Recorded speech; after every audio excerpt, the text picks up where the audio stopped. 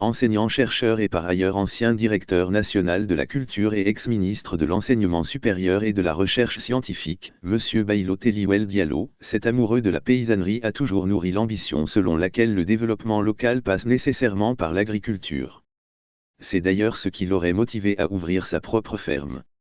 Une ferme-école située sur les rives de la Sala à quelques encablures de Popodara et à environ 13 km du centre-ville de la baie.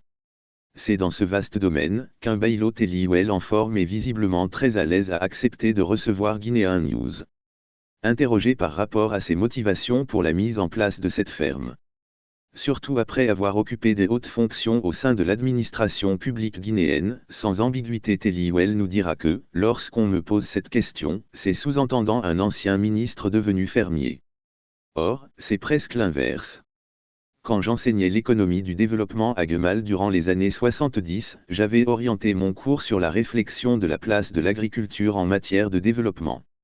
Et je savais, je sentais et je théorisais le fait que c'est l'agriculture même, non pas l'agriculture d'exportation mais l'agriculture orientée vers le développement endogène qui peut permettre à ce pays-là de s'en sortir.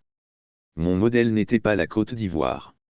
Mais par contre, une agriculture orientée vers les besoins de développement, vers l'agro-industrie, vers l'emploi agricole, vers les innovations technologiques dans l'agriculture, vers la lutte pour la sécurité alimentaire.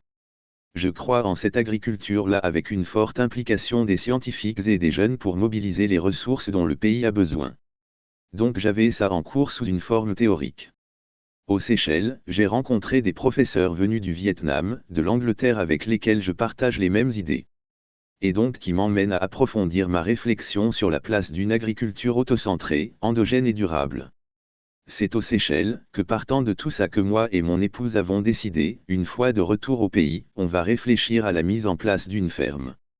Une ferme qui serait à la fois une ferme-école, une ferme de technologie appropriée, une ferme de levier pour le développement endogène et durable, respectueuse de l'environnement et de transfert de technologie vers les paysans.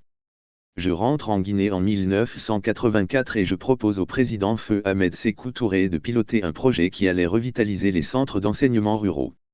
Avec l'idée de former des jeunes paysans qui allaient accepter de rester en milieu rural et d'y mener une vie aussi agréable et aussi productive, novatrice comme si c'était en ville. Je propose ce projet au président Sékou Touré qui l'accepte tout de suite. Mais avec sa mort, avec le nouveau régime, tout est tombé à l'eau et on a opté pour le libéralisme, expliquait l'enseignant-chercheur. Poursuivant, Baïlo Teliwel Diallo expliquera que tout est parti de là. Et qu'il a jugé nécessaire de transformer ce projet en projet privé. Du coup, en 2002, avec mon épouse de Popodara, on a commencé à mettre en place cette ferme. Planter des agrumes et rendre le domaine habitable. Entre-temps, je deviens un ministre en 2012 je crois bien. Dès que j'ai quitté le gouvernement, je me suis dit Dieu merci. Maintenant je peux aller reprendre mon projet. Donc tu vois. Ce n'est pas de ministre à paysan. Mais plutôt de paysan à ministre et de ministre à paysan, précise Teliwel Diallo. À la question de savoir sur l'évolution de la ferme, Baïlo Teliwel Diallo reste quand même très prudent. Le résultat, à mon point de vue, est plein de satisfaction. Quand quelque chose échoue, ça peut être satisfaisant quand tu en tires les leçons. L'échec n'est pas nécessairement négatif.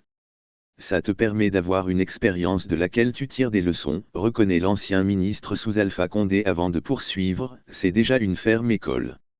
On a organisé depuis plus d'une décennie maintenant plusieurs sessions.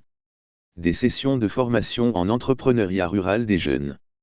Parmi ces jeunes, il y en a certains qui se sont établis. En apiculture aussi, parmi ceux qui avaient assisté il y a des jeunes qui se sont vraiment implantés en tant qu'apiculteurs modernes et qui font la promotion de l'apiculture. J'ai aussi commencé dans ma ferme à appliquer des techniques permacoles. Nous avons aussi expérimenté des semences, des cultures sur pneus, des cultures dans des sacs. Tout ça, c'est des résultats. Mais nous avons aussi des problèmes comme tout autre petit paysan, déplore Baïlo Teliwel Diallo.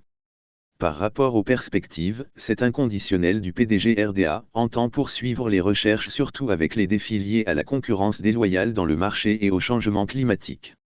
Il faut que l'on poursuive tous ces programmes-là.